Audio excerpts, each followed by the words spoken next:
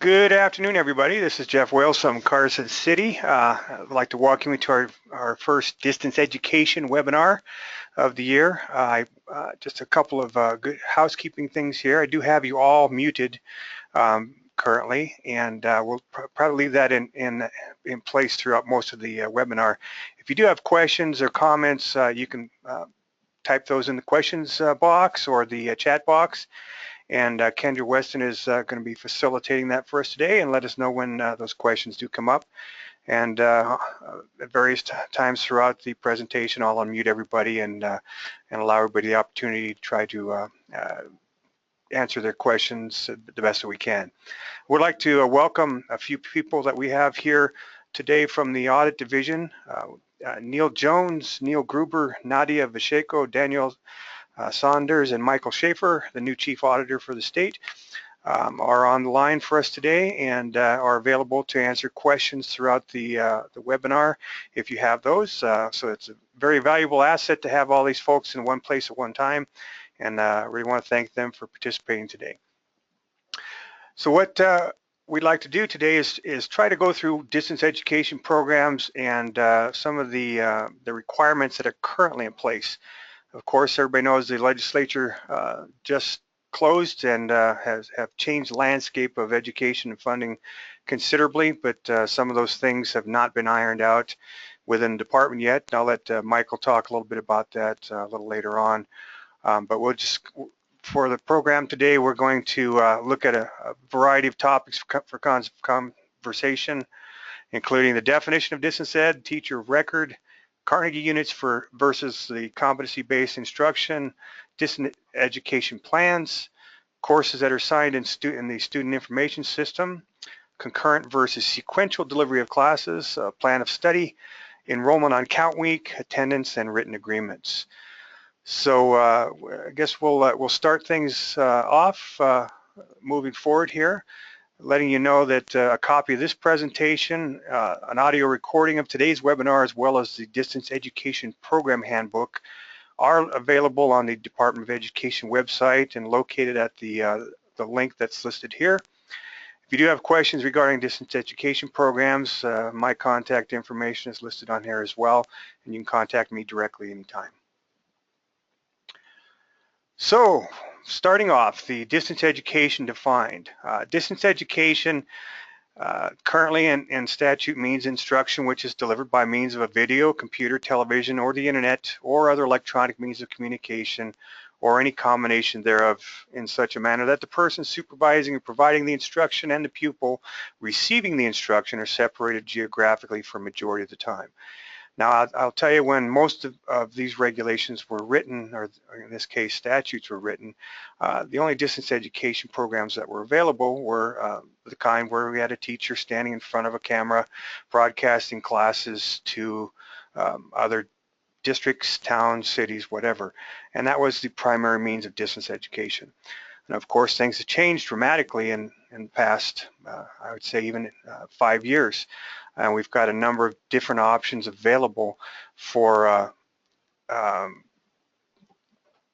folks to use, and primarily I think the distance education of choice now is an online program offered by a vendor, or courses developed by a school district in some cases. We do have some instances of using platforms such as Blackboard to offer distance education programs. Those are also considered to be distance ed. The one thing that we want to make sure is included is that if a student is sitting in a classroom working on a course that is delivered by one of these online programs that delivers the instruction, does the assessments, and ultimately issues the grades, that is included in your distance education definition. And you don't see my screen. Let me go ahead and make sure we get this on here. Hopefully everybody can see my screen now. Yay, okay, good. And also Kim Vidoni has joined us here today. Kim is primarily in charge of approving courses that are submitted to the state for approval. And I want to welcome her here today, and she's also available for questions as we move along. Okay. So once again, if online curriculum is delivered via the computer within a classroom, it's also considered a distance ed program. Now the exception would be if a teacher is teaching a regular course and they're using some of the online curriculum as a supplement to their classwork, but it's not the primary source of instruction or in most cases of verifying competency through the assessments, then that would not be included. But if the online curriculum is delivered in a computer, the student's sitting in the class and the primary purpose of the class is to receive instruction through that curriculum and the assessment included, it would be a distance education program. Correspondence courses are not considered distance education. They're competency-based. Primarily, the BYU model comes to mind, where you would be sending materials back and forth between the school and the student, and a teacher would proctor some of the testing there. Okay, looking at now at teacher of record. Teacher of record is the person who provides work assignments to the pupil, communicates with the pupil regarding the pupil's progress, and enters into written agreement with the pupil. So really the teacher of record is the primary person responsible for that student receiving the instruction. Most times a highly qualified teacher of record is available, so let's say a math teacher if a student's taking algebra. The math teacher would be the teacher of record for that student progressing throughout the curriculum, and would be the teacher of record to post the grade. If a highly qualified teacher of record is not available, then NAC 391.392 allows for an instructor to act as a teacher of record outside of their area of endorsement for distance education courses if they have received an alternative education endorsement. And that was a change we made approximately 2 years ago, but it does allow for schools and school districts that don't necessarily have the number of teachers required or available to be offering some of these courses to have one teacher that got the alternative education endorsement could act as a teacher of record in multiple subject areas, and it makes it a little more easy to manage the program. Teacher of record may be employed by the school district or the charter school or by the entity that provides the online cyber virtual curriculum. And what that means is you may contract with a course provider that offers a teacher of record as part of their package. So that teacher is associated with the company that is providing the correspondence.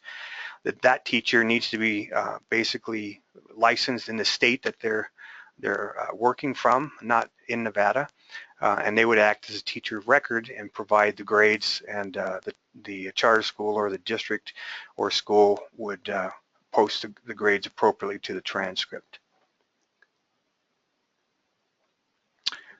Okay, moving on. I think we've got a, yes, go ahead.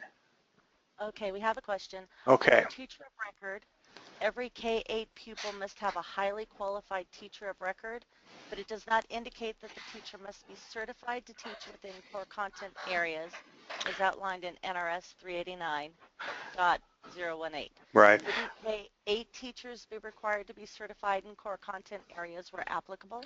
Well, yes, and if I've read the statute correctly, we've got the alternative endorsement is a K-12 endorsement and would allow for those students or teachers to be teacher of record outside of their areas.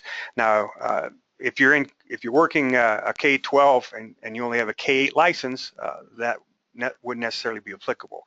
I think if that's what you're asking, Jesse. Okay, and I'll get to Don's here in just one second. They would be required to be licensed in a K-8 area, and then they would be, if they had not, they could also have an alternative education endorsement, would allow them to teach outside of their particular endorsement that they have. I hope that answers your question, Jesse. Okay.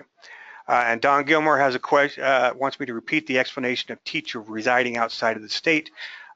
Basically, we have a few course providers that offer teachers of record associated with their classes and courses provided within the state of Nevada.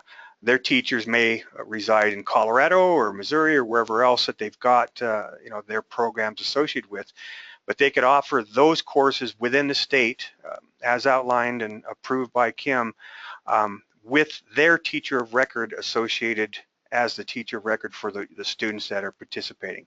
So basically, when the student logs on to the courses, they would have the availability to contact that teacher. The district would have to have some sort of a person responsible for tracking the attendance and making sure that those things are taken care of accordingly. The things that we'll go through later, but the teacher of record itself could be provided by a teacher outside of the state of Nevada associated with the program. Hopefully that answers your question, Donna. Okay, we'll go through Carnegie units versus competency-based instruction here. Seat time-based instruction or Carnegie units, if you will, are credit for courses completed by pupils is usually awarded on the basis of Carnegie units or seat time. This is the classes that are sitting in a school or classroom with a teacher for a semester, and then they earn a half a credit of whatever they're participating in. But the student has to be in the classroom or the seat and be in attendance for a certain amount of time before they can be issued those credits based on Carnegie units. To earn one full credit, Nevada pupils must attend instruction for 120 hours in one subject to earn one full credit, or have 60 hours of seat time for one half credit. The alternative to the seat time requirement for earning credits as described above is the competency-based instruction, which is primarily associated with our alternative education programs and distance education programs.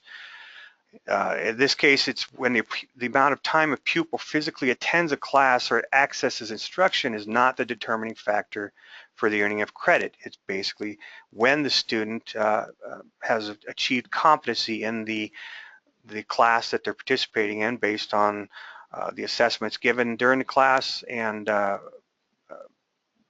time, or not the time, but the factor of when the student understands all the instruction that's been given.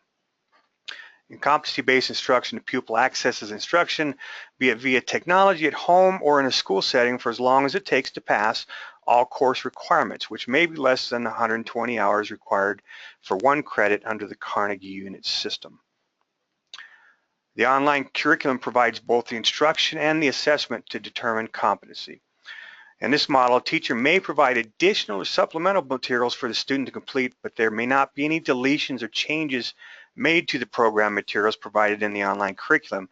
And that's because the courses that are provided to Kim for approval have been approved as they are. Districts or course vendors are not allowed to make changes to those courses without further approval, and they may not be used until they have been approved and posted on the website. Okay, so we have a question. Yes, from Jesse Welsh. For CBI courses, if an instructor modifies or exempts a single assignment, would that change need to be approved by NDE? I would venture to guess that, I'm sorry to say, yes.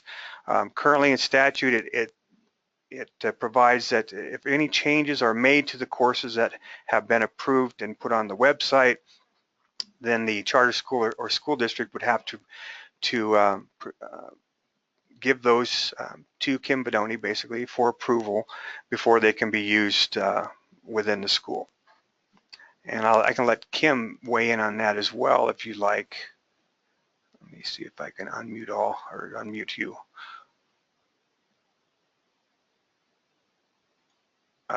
Kim, I'm sorry. Here we go. I got you unmuted now.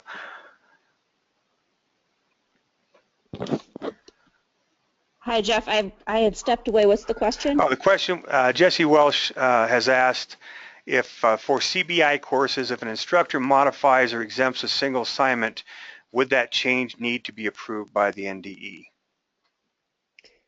You know, no, I don't think we have to get into that level of oversight. I mean, if there's a major change to the content, then yes, but I don't think just a small change like that would would warrant having to be reauthorized. Okay. I'd say probably the one thing to look out for, Jesse, is if there's substantive changes or deletions that would affect the number of standards that are being provided to the student and assessed by the program, then you would want to go through the approval process. Okay, thank you. And Jesse replied, he agrees. I want to maintain the integrity of the course. Thank you for weighing in, Kim. Okay, the school district charter school must obtain permission to use Distance Ed if school wishes to use any course appearing on the NDE approved course provider list, which is located on the NDE website under Distance Education, or they want to develop and use their own approved distance education courses. If the district wants to develop their own courses, they would be routed through Kim's office, and she would provide approval for those. To use any of the courses, though, Distance Ed program approval has to be obtained by the school district or charter school to be able to use those. Okay, and Gianna Canfield asks, we have students who are not able to access the internet. Some assignments ask for internet research. Can we modify those assignments without prior authorization? I would say that would be allowable under the same parameters of what the program is asking you to do. If you're going to provide that in class under the teacher's supervision, that should be perfectly okay. Are the newly approved courses now listed on the NDE website? And I believe all the approved courses are there. Is that right, Kim? Yeah, everything is up to date on there, or so I believe. If you believe otherwise, let me know. We did get a couple of applications in this week, so so we are working on those. But as of, I think it was last Wednesday was the last time I took a look at applications, and it should be up to date by now. Great. On our website. Yeah. And Jesse Welsh offers his many thanks to you for your quick work on course approval for Clark County. Okay, Distance Ed. Excellent. Yes. Distance Ed programs and courses require that a plan be submitted. The plans or course application and the program application outlines are located on the NDE website as well. Those must be submitted to our office for approval. With the program application, it must also go through either the Board of Directors for charter school or school district Board of Trustees for approval before submission for our office to be approved. They must have an approved plan in order, and the Distance Ed plans are approved for 3 years for both the courses and the programs that are operating. Under NAC 38830, school district or charter schools should not enroll pupils in a program of Distance Ed unless the department has provided documentation indicating that program has been approved. This is the same thing that we've been saying, I think, over and over. If you do need to submit a renewal application, we want those at least 60 days before the expiration of the approval for the program. We do take those throughout the school year. If you just happen to be ahead of the game and want to get those in early. And of course, the course approvals are taken throughout the year as things change.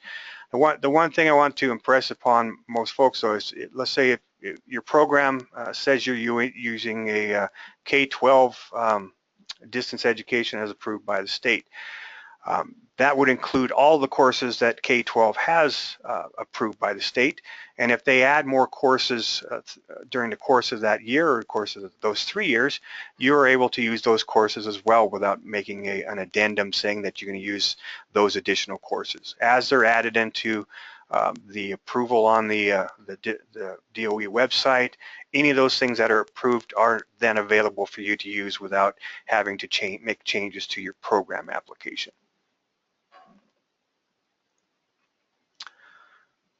And this is Kim Bedoni's address and phone number. I know Kim is getting more and more responsibilities, and there may be a change in who's going to be doing that in the future. And as we get that information, we'll update it for you and let you know who would be the new primary contact. Again, if there's any significant modifications by the district or charter school, modification needs to be submitted to the department for approval. Not reporting the modifications can have a direct effect on your yearly audit outcomes.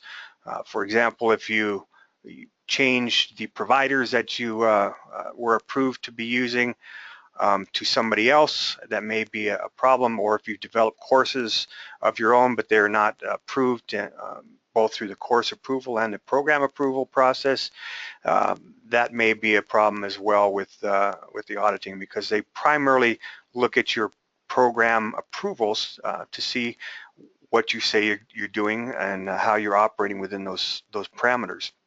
So it's very important that if you make changes, just get a hold of me. We'll do an addendum to your application, and then you can go ahead and move forward. And it usually takes a matter of days before we get you approved, so it's not a lengthy process. Again, significant modifications, changes of course offerings, any changes with regard to any items set forth in the application. That would include, you know, if you say you're only using concurrent model instead of sequential model, you need to make sure you're only using the concurrent. And if you want to add those other availabilities in at some point, you can always do that. Courses assigned in the student information system. And I'm looking over to see if there's any questions. It doesn't look like we have any at this point, so I'm going to move along. If a school district or charter school uses computer-based instruction or distance ed as a primary method of instruction, courses offered must be identified in the student information system separately from those offered through direct instruction. And that is because of the fact that you've got some classes are offered based, again, on Carnegie units, where the student is sitting in class for a longer period of time, and some classes are based on competency. They're two different things, and they need to be identified separately on the student information system and ultimately in the transcripts that show that a student may have received something through distance ed instead of Carnegie units. An example would be to name the distance education course DE Algebra 1, as opposed to just Algebra 1 for the students that's taking the course in a brick and mortar situation. However, just naming the course online school or something similar isn't sufficient, because it has to be identified as the class that the student is participating in. So you would want to pick, you know, OL Algebra 1 or DE Algebra 1 or whatever identifier that you prefer in your school district. And yes, I'm looking at Jesse Welsh has another question. Would a unique course code identifier in IC meet the requirements for course naming? Specific digit character in the course code. IC is not allowed to short names or courses to be modified. And I'm not sure what kind of, I believe as long as you can identify the courses to be a distance education course, that should be sufficient. I'm going to let the audit folks weigh in on that. Michael or Nadia, you want to address that? Sure. Basically what we need, especially in the course description, is understanding of what exactly the pupil is taking. And I think that's the primary goal here. Because, so for instance, DE Algebra 1, online English 4, that sort of thing, the course needs to be identified in some way to us that we can look and say, okay, we can distinguish it between an algebra course versus an English course versus, say, a U.S. government course. So if they had a course catalog of distance education courses by their unique course code, so you can see which ones were the distance education courses, that would be sufficient, right? As long as we could look at the SIS and properly identify what course the pupil is taking. Okay. Right, and I think that's what Jesse is asking. Is that correct, sir? Okay. And Don Gilmore has a question. Is this a change from the OLA, OL, and CBI designation of courses? I'm not sure what OLA would stand for, but I believe it's the same. I think it's online learning application, if I'm not mistaken. Okay. So it's the same. It would be the same thing, depending upon how you identify things within your student information system. I think what Jesse is saying, that he has a master catalog, if you will, of course identifiers for those distance education courses, so that when the auditors folks come into the building, they can look at it and see what that course is based on their course catalog, and it's identified as distance education that way. So it could be the course number, it could be a DE indicator, it could be whichever method that you prefer, but they have to be identified as a distance education course or online course. And once again, to clarify, we also need, as stated before, to see what exactly the course is and to have that uniquely identified in some way. Yes. And it looks like we answered Don's question. Okay. Again, this allows the administrator oversight and ability to view transcripts of courses and credits uniformly identified as distance education. And thank you for that input, Michael. It's very valuable. Thank you. So if we can, we move on to concurrent versus sequential delivery of classes. And this is one that kind of trips people up, so we'll spend some time here. And if you have questions, please feel free to jump in and ask those as we move along. So basically, for purposes of full-time enrollment in a program of distance education, a pupil in any grade from grades 9 to 12 inclusive must be enrolled in a number of courses required for full-time pupils pursuant to that particular NAC, or have a written plan for enrollment prepared for the pupil which demonstrates that the pupil will complete during the school year the number of courses required for full-time pupils. Now what that means is either they have to be enrolled full-time in their courses. Let's say he's a 9th grader, and you're offering 6 periods a day. He would be enrolled in 6 periods for first semester and 6 periods for second semester for the outcome of 6 credits during the school year. Or for a senior, they would have 4 and 4 for the outcome of 4 credits for the school year. Or they need to have a written plan that shows that they're going to receive those credits within the school year. So for example, if you have a kid that's probably not going to be able to work full-time in his distance ed courses because you just don't think he'd be successful there, then you develop a plan that says, okay, this student is going to work on this class for this amount of time, then he's going to work on this class for this amount of time. And you develop that plan throughout the school year so that he would receive the equal instruction of 6 classes per semester throughout the school year so that he could receive those 6 credits as well. So if you do a concurrent model, which was the first model where, okay, the student comes in, he wants to work in all of his classes, then the student needs to be enrolled in either 6 or 4 as needed, and then with this method, the student must be working in all the courses that are assigned and should be completed by the end of the first semester. So for those students that look like, hey, you know, they have the facility to work on 6 of them at once and will do that, this is a great model because they can be put in the student information system as 6 classes listed there.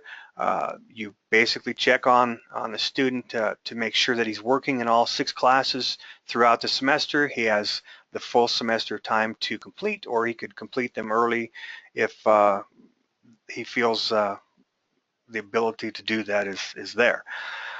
But the main thing here is that they have to be working in all 6 classes because that's the program that you set up, is that they're working all of them together.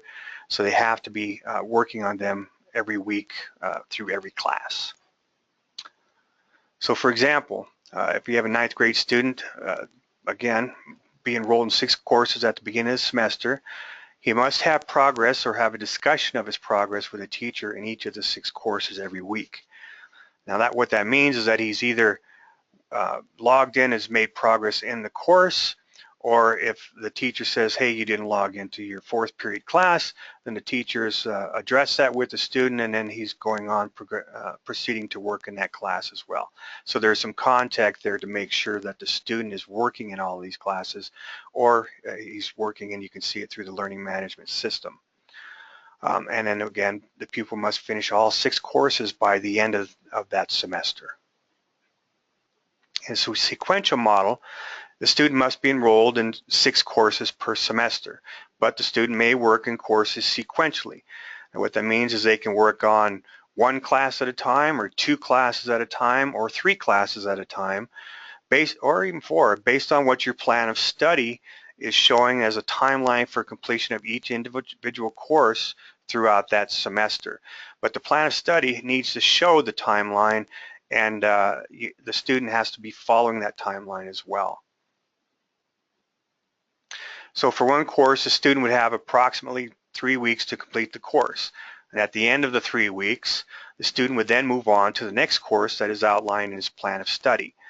Now, if the student hasn't completed the first course, the school can say, okay, well, you're 90% through this class. We're going to give you a couple weeks to finish this one up, but we're opening your 2nd course that's in your plan of study, and you need to start working on that now, because this is the time frame that you're supposed to be in the 2nd class. So they would be working in their 2nd class and maybe finishing up their 1st class.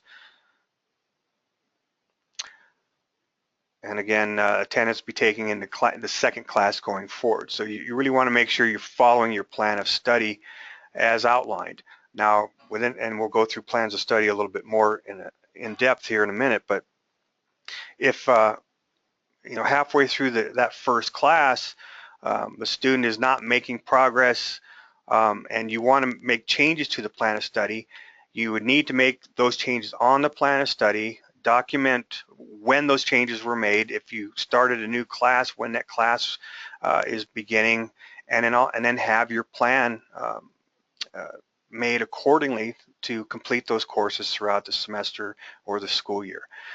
Really, documentation of the plan of study is quite important. So the plan of study must contain a complete list of courses that the student is assigned throughout the school year. So that would mean in both semesters, if it's 6 classes, if it's 4 classes, you would want to have each class listed in order that you anticipate them taking those throughout the school year. Now, if you want to change the order, that's acceptable. You just change it on your plan of study so that it reflects both in the plan of study and the student information system what the student is working in and on at what period.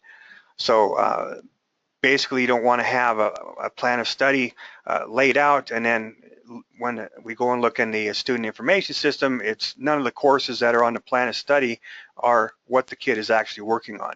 They have to line up with each other and should reflect the same progression throughout that plan, both in the student information system and on the plan. So each course must contain the projected start and end date, and an actual completion date must be filled in upon course completion. When the plan of study is developed, it must contain the parental or guardian signature if the student is under the age of 18, and if the student is at least 18, the student may sign it. And again, this is same thing I just said. Courses that are listed on the plan of study should be the same that are listed on the student information system. Now, you may have a different name, but as long as we know algebra is algebra in both places, then that's acceptable. A mismatch of courses discovered during the PEAA audit will result in a disallowance of a student for apportionment.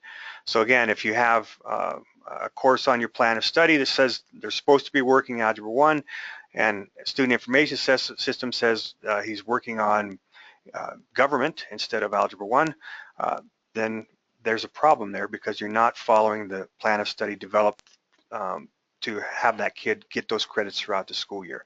So you really want to make sure that you have those aligned with each other. We have a question from, and I don't want to mess your name up, Tamber Tondrick. Does a new signature need to be acquired if a change is made to the POS after it was developed? And my understanding is no, that would not be necessary, but the initial or change should be reflected by a student, the teacher initial or contact with a parent. Is that correct, Michael? That would be correct. The very first plan of study, for sure, needs a signature. Mm-hmm. Other plans of study after that can be amended, and it's not necessary to have the signature, but we still highly encourage it if that's available and can be done. Great, thank you. And again, use of whiteout and pencil on a plan of study is not allowed. Should be in pen, so we can see what changes are being made throughout the school year. So this is my first example of a sequential plan of study. And if you look, basically the first semester courses and the second semester courses are listed here. And they're also listed in the handbook, if you will. And there's blank copies in the handbook if you need to use some of these as examples in your program. But just as an example here, the first class, Algebra 1, Semester 1, has a course start date of 8/10/2015. The completion date is the anticipated date, basically 3 weeks later, and then the course final grade. So once we have completion, it would be good to have a date that he completed and the final grade received so that we know that the kid has actually completed that one and is not just stuck on the course. So basically one of the major issues here is we get a kid started in Algebra 1 and starts on 8/10 and come 11/2 he's still working on Algebra 1. That would be the major issue that you would have, because the student needs to have the opportunity to receive all those credits within the semester. So if he has not completed that course within the 3-week timeline, then he needs to move on to the next one, which would be the English one. He'd have 3 weeks for that one, and then Biology 1, he had 3 weeks for that one. Same thing, World History, Art, Health, so on.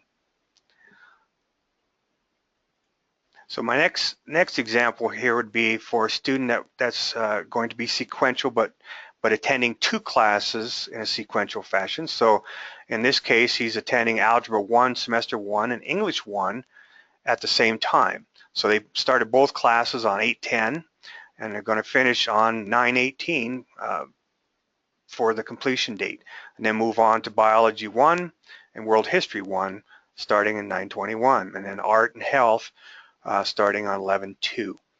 So the student would be working in 2 classes sequentially throughout each semester. And this gives, again, some students need the opportunity to narrow down their focus into a smaller area instead of having 6 classes at once. They may be more successful on 1 or 2 classes at once, and as they get more acclimated to the distance education programs, may move on to do 3 or 4 or even all 6 at once. But it is all dependent on each student's needs and their capabilities. But this would be the best way that you can show, okay, this kid is going to work on 1 class or 2 class if you know that he's not going to do all 6 at once, or he's shown the propensity of not being able to focus on doing that amount of work within the semester concurrently. Okay, Jeff, we have a couple of questions Okay. about electronic plans of study. Can we use an electronic plan of study? If so, what do we need to do when we make changes? That's Karen Hills. Michael, or Nadia, you want to jump in on what you'd like to see if they make changes in electronic plan of study? For an electronic plan of study, and let me get this straight, this isn't the first plan of study, it would be a second or sequential one. Is that right? I think Karen, yes, she says yes. Okay.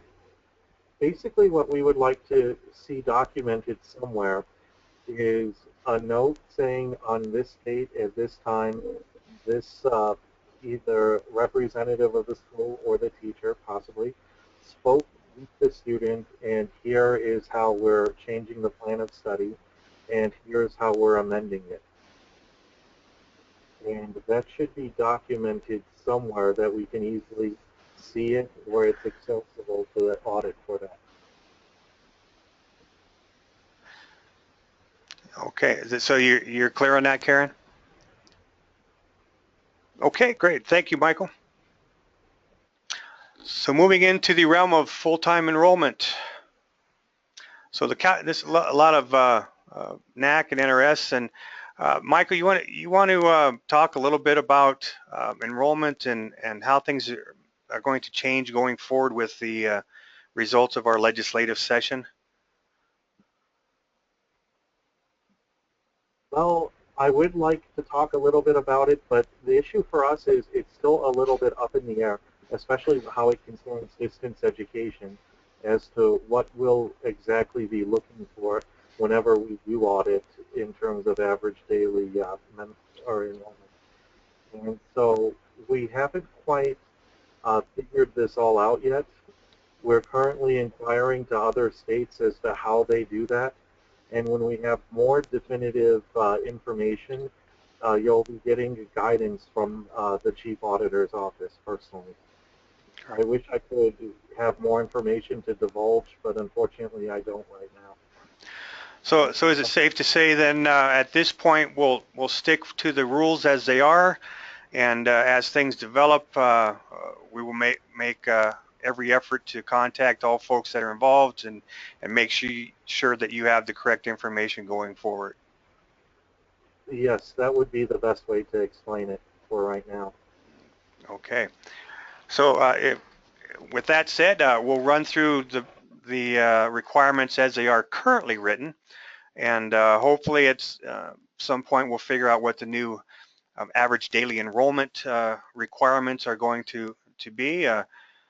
It's a gigantic uphill task, I think, to rewrite all the NACs to align with the new NRS regulations.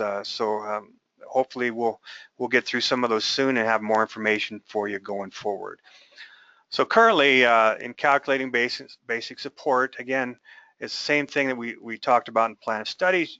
For them to be counted, you have to have the student enrolled in 6 courses or the equivalent of 6 periods per day if they're in grade 9, 10, or 11, or 4, or the equivalent of 4 periods per day if he's in grade 12, and then or have the plan of study to show that.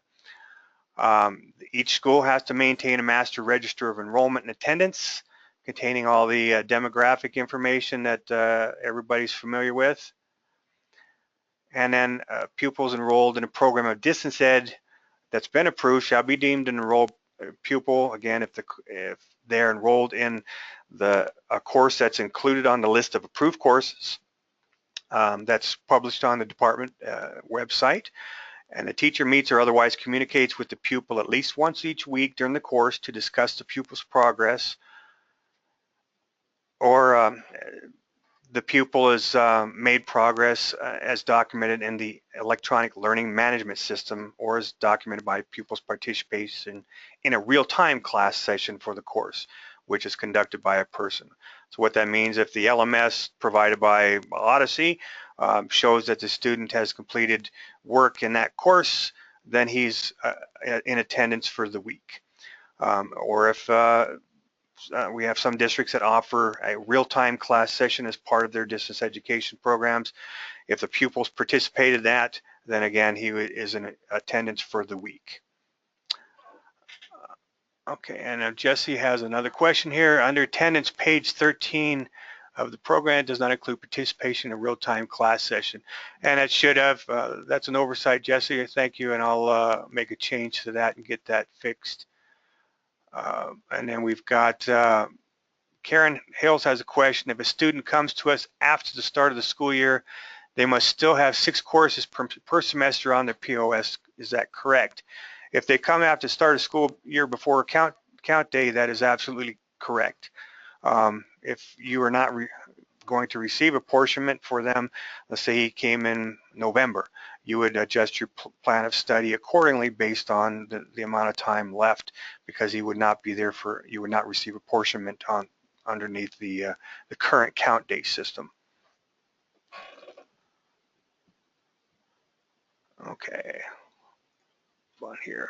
Ninth grade pupils deemed to be enrolled if pupils taking a course according to the list and pupils listed on the master register or his activity can be found in the learning management system, and the pupils made progress in the course in the learning management system.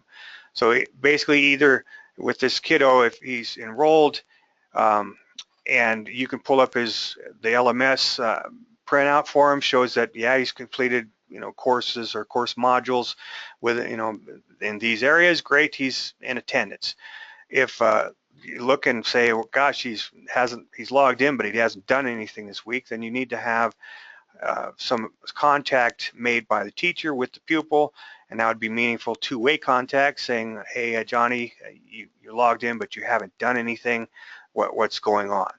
So, and if you can't make sure, can't get a hold of those guys, it becomes of primary importance to get a hold of them.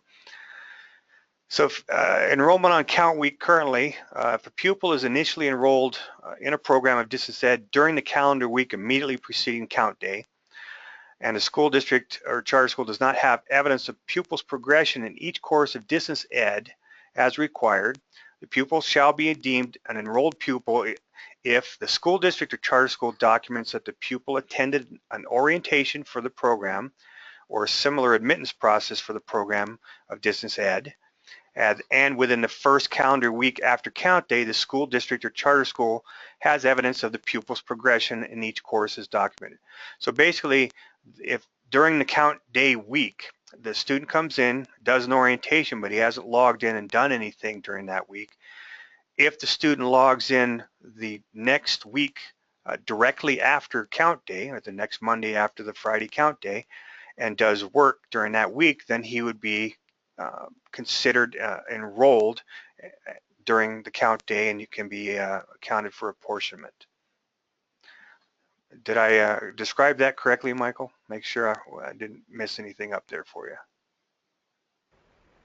you. Yes, for the most part, that is correct. One thing, though, that I would like to add is one of the things we've been seeing a lot of are what are called duplicate pupils. A duplicate pupil is a pupil who is being claimed by both one charter school or district and another charter school or district. Our stance here at the department is even if a pupil enrolls on count week, you still need to make sure that that pupil has withdrawn from their previous school. Because what we're seeing a lot of is a pupil shows up for a distance ed charter school or a distance ed program, signs up, has their orientation, but then it turns out the pupil is actually has not been withdrawn from the previous school. When that happens, we take the attitude, and I would like to stress every case is unique, but for the most part, if a pupil has not withdrawn from their previous school and they're there on their count day, then we will go with the pupil's original school.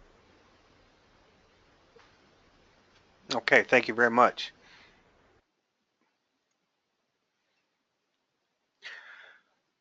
So this is the scenario. Again, if school orients the student on that day during count day, and then the student has attendance in whichever courses are assigned, whether it's 6 or sequential, the student can be included in the count for apportionment. And again, as Michael has suggested, make sure that he is withdrawn from the previous school and that they're not counting that student for count day if you're going to be counting them as well. So this is an example of an orientation log document. Handwritten orientation log should contain at least the student's name, the purpose of the visit, the date of the visit, time, and the student's signature. If the distance education program is utilizing courses that are not approved by the department, students will not be considered as enrolled and therefore will be denied for DSA payment by audit. So that's why it's extremely important that the course vendors and districts that provide their own courses maintain, control over the courses that they're using, so that if that application expires and the audit folks come in and find that you're using courses that aren't on the list anymore, those students would be denied DSA funding. So we want to make sure that you keep track of those things and make sure that every 3 years we're getting everything approved and reposted to our website. So this is some more full-time enrollment requirements under NAC 387-193. Pupils shall be deemed enrolled full-time in a program of distance ed if the program distance ed contains a number of school days in session required pursuant to NAC 387-120. The time that the pupil spends in the program is recorded for purposes of full-time enrollment in a program of distance ed. A pupil in kindergarten or any grade from grades 1 to 8 inclusive must be enrolled in the minimum daily period required pursuant to NAC 387-131 or a curriculum that is equivalent to the regular school curriculum. If an exception to the minimum daily period has been approved pursuant to subsection 3 of NAC, then the additional requirements here. So in addition to the requirements of enrollment in the courses, school calendar must provide not less than 180 days of instruction, so it should be aligned with your regular school calendar. The amount of time the student spent working at the courses must be documented, and the student must take the number of classes according to his grade level. Again, the LMS is primarily used for the amount of time of the student spent working at the courses, and then the plans of study or student information system or both are required to track the number of classes according to the student's grade level. So for purposes of full-time enrollment in a program, a pupil in any grade must be enrolled in a number of courses, have a written plan, and it should demonstrate the pupil complete during the school year. Now, with that said, it doesn't necessarily mean that the student will complete six credits during the school year. Just as a student in a brick and mortar building may not pass all of his classes in the brick and mortar system, he may not pass all of his classes in distance ed as well. But there should be a plan that provides the opportunity for that student to receive those number of courses that would be required for him to receive either 6 or 4. And the department has determined that the written plan referenced in 37193 must reflect the proper number of courses to reach full-time enrollment, and the plan for the entire school year must be discussed with the student prior to count day. This is particularly important when the student is taking courses sequentially, because the discussion with the student must be documented. So what we're saying here is, if you have a plan of study and you only fill out the first semester, that's inadequate. You must have the full year's plan of study developed for that student to receive those courses throughout the year. Okay, I have another question here. Can a distance student also take C classes? Absolutely. Of course, SB 58 2 years ago took the alternative ed out of the distance ed and made it just basically a regular curriculum class. So a student may sit in 2 or 3 brick and mortar classes and attend 3 classes on distance education. Again, if you're going to, depending on how you offer the courses, if the 3 distance ed are part of their regular class and they should be concurrently in all of those, that would be need to be annotated in the student information system and identified separately by the distance ed identifier for those courses. But it's absolutely okay for that to happen.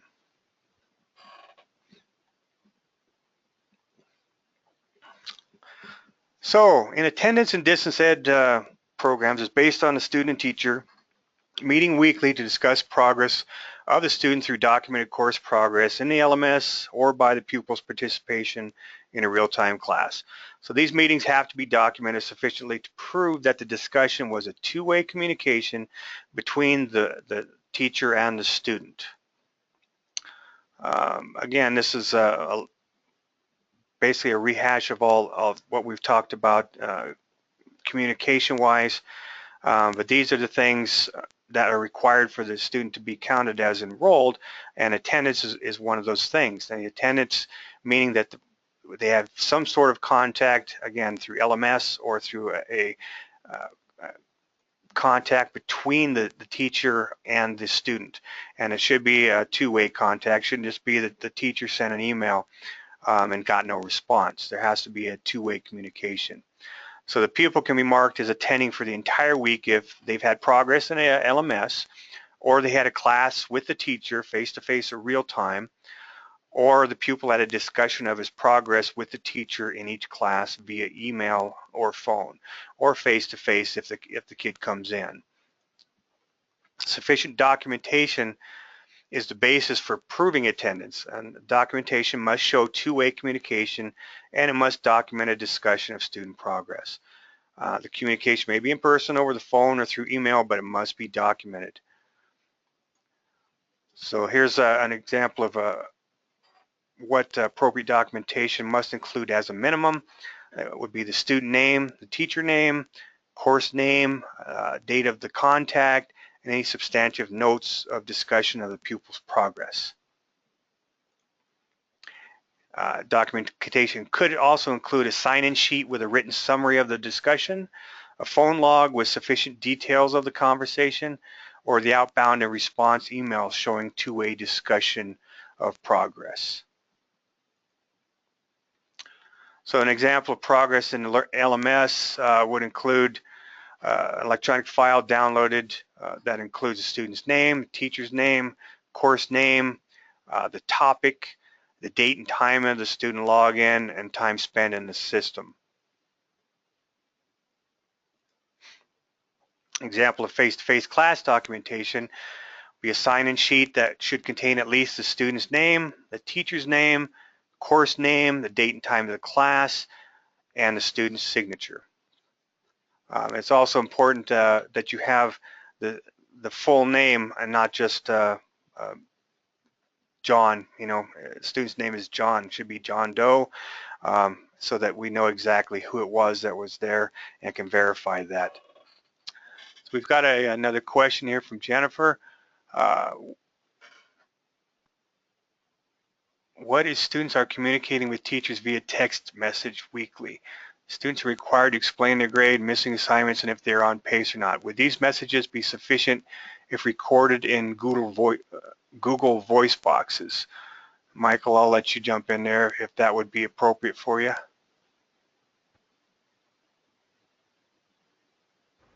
I actually have not heard of this example before where text messaging is used to prove progress in distance education. So I would have to see an example of it before I would definitively say yes or no to it. Okay. And Jennifer, if you'd like to, if you could maybe send a message to Michael and give him an example to look at, that might be helpful going forward.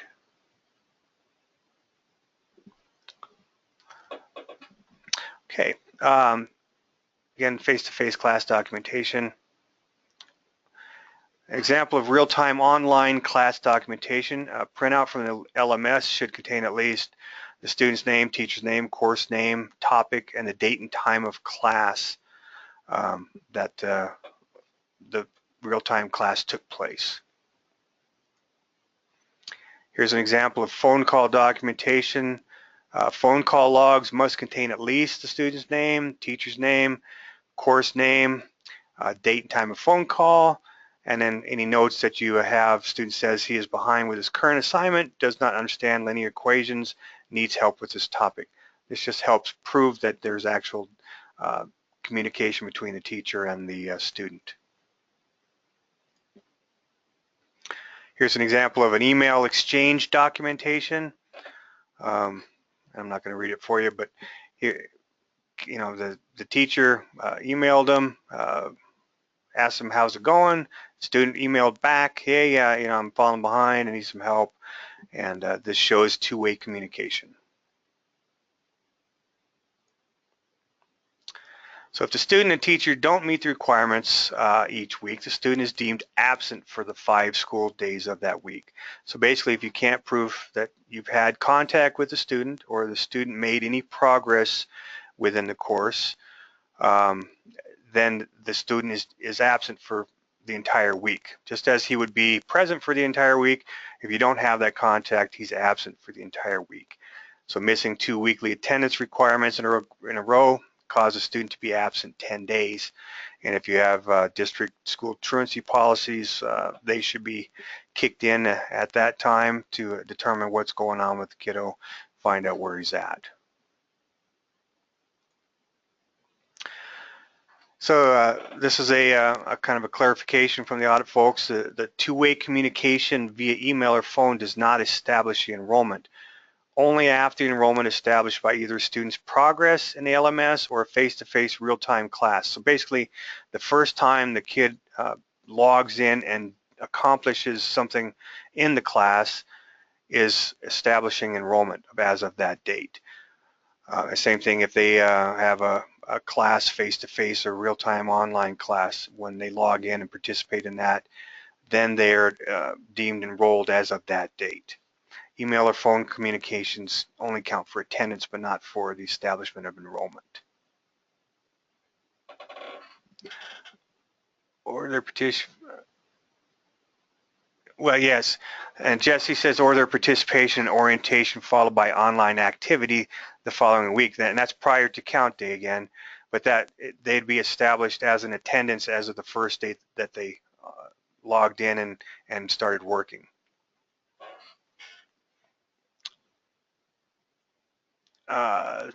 Jesse has a question. Since attendance is taken weekly, what should be the withdrawal date for students if they withdraw?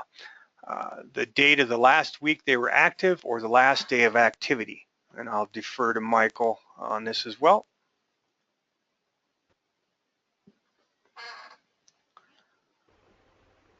Since they are deemed as enrolled for that full week, so if a pupil, say, withdraws from the school, it would actually fall to the next week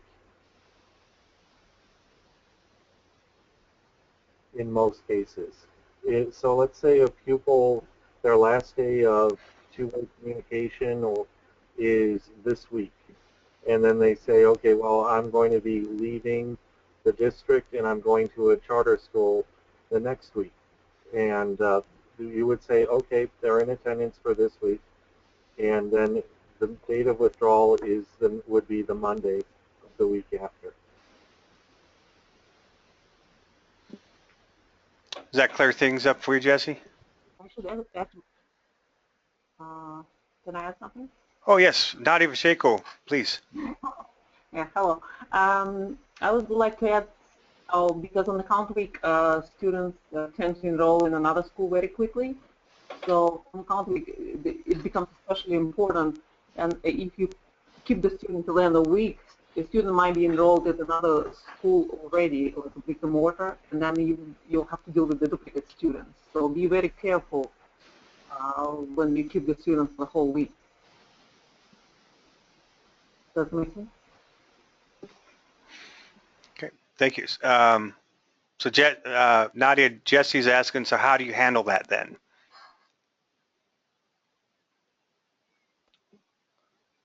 More likely, Congress could know, because when the students decide to leave, of course, it's not going to cover all circumstances, because sometimes students disappear and then enroll somewhere else.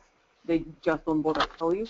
But more likely, teacher would know and student would know. Like, for example, you will find out that later you have to backdate to the last day when the student was active, or you have proved that the student was there.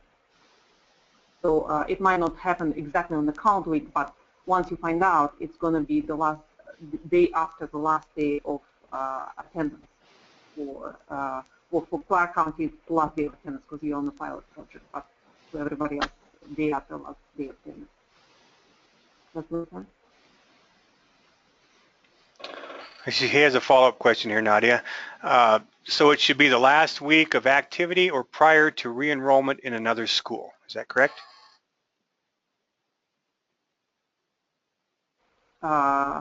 It depends if you are in a district and it enrolls, the student enrolls in another school within the district, then you can keep due to. No, actually, it's Vasho and Clark, right, on the pilot project who have exception for the fact that the student moves. With the distance education, student doesn't really move. They just change the school. So that was the last year of attendance for Washington and Clark, who was on the pilot project for the withdrawal dates. For regular schools, it's just the day after the last year of attendance. For charter schools, I mean.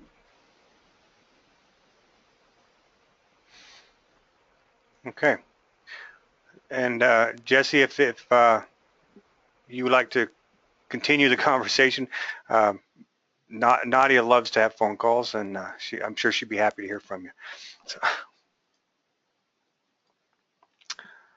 So we're into written agreements. Written agreement is required for distance ed programs. These agreements are often directly related to the enrollment status of the student, and see the applicable NRS and NAC for that. The Board of Trustees of a school district or the governing body of a charter school provides program of distance ed shall ensure that for each course offered through the program, a teacher enters into a written agreement with the pupil and his parent or legal guardian outlining the objectives of the course, the timeline for completion of the course, and the method by which the progress of the pupil will be assessed. Also, under eligibility, child who is exempt from compulsory attendance and is enrolled in private school pursuant to Chapter 394 or is being homeschooled is not eligible to enroll or otherwise attend a program of distance education.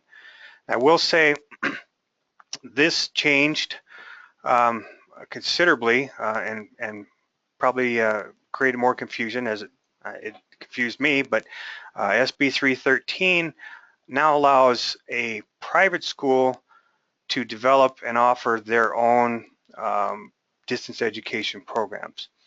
But they also, within the statute, called a program of distance education a charter school or school district, but they still called private schools in most of the language a program of distance education. So I think for clarification, if you will, a private school student is not allowed to go to a charter school or a school district public education for distance education, but they are allowed to attend a distance education program provided by the private school. So it's quite confusing. We have to kind of figure out the logistics of that and how that all works, but that was the language written in the most recent statute given to us. Karen asks, can you provide an example of the wording of a written agreement for us? You know, do I have I don't think I have an example. Now the written agreement, and Nadia, let me ask you, the written agreement, primarily what's provided on the plan of study is what's required for the written agreement. Is that correct? Well, we normally look at the plan of study. Well, basically the one that we have provided, and let me see if I can't go back to that, but it has the courses offered, it has the parent signature requirement, the timeline of completion, and let me go back and see if we can't pull that back up.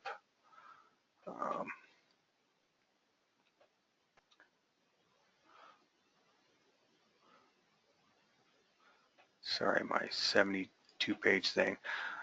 So under this, it has student signature, parent signature, timeline, the course is offered. I believe that's everything that's required under the agreement. If it's all included on here, is that sufficient, or do you want a separate document?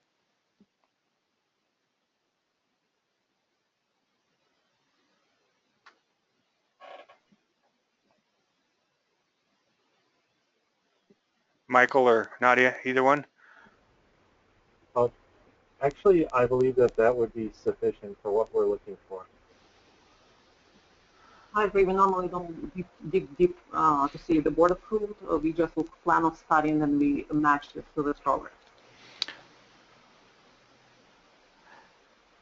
Yeah, I don't think the board approval is generally given to the director of the program to offer the programs to students rather than do it for every student in distance education. So if I'm correct, I think this would be sufficient to document the agreement because the district is offering it as a program that's been approved by the board already. And also, we have a copy of your approval of that program as well. Right, exactly. Like I say, the board has to approve the distance education program application, so they've given tacit approval to the program to be offered to students. So that would be the same thing. And it looks like we've got a few questions here. Can a homeschool student register for one class for distance ed the same as they could attend one class in the classroom? According to statute, currently homeschoolers are not allowed to participate in distance education courses. So that would, unless Michael, you have a different opinion, I don't know of any other way that they could do that. I don't either. If I read the statute the same way you do, that currently a homeschool pupil cannot participate in distance ed. Okay. What we are not paying for the homeschool students, and if they included, then you have to identify them somehow that you're not getting paid as a part-time student. Right. Well, I think what this is from Carla Dolezal in White Pine. She's asking, can they attend distance ed the same as they could attend one class in the classroom? I know there's accommodations for students that are homeschooled to come in and take choir and band and different things, but the regulations or statute doesn't allow for distance education to be part of that offering from the district to those students. Okay. And we have one more question. Okay, one more question. Don Gilmore, are homeschooled or privately enrolled students denied the ability to be considered a dually enrolled students? How are parents notified? I'm not sure. Privately enrolled, denied the ability.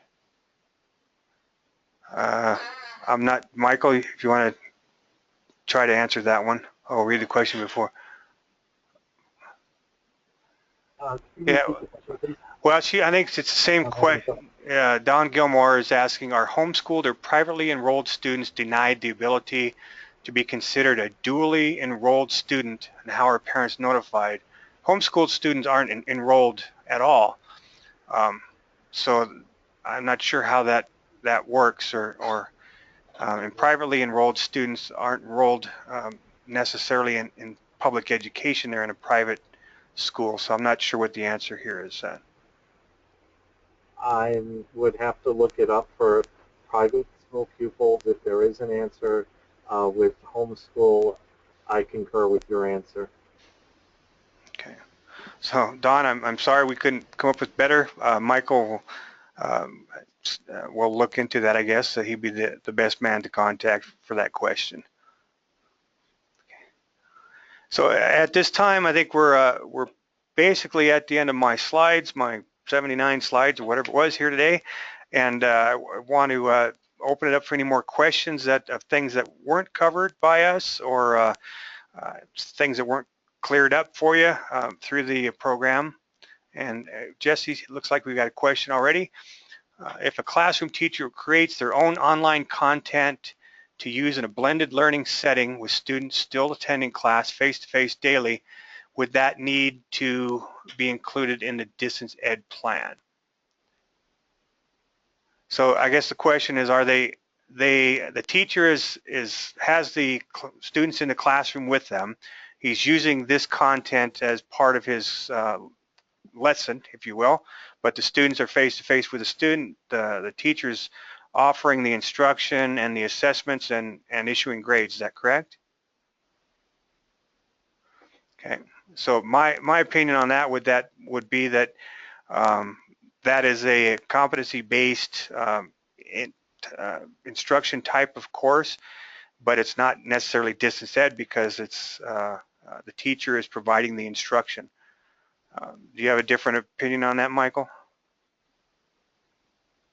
No, I do not, because there is no physical or geographical separation between the pupil and the teacher, is how I'm interpreting that question.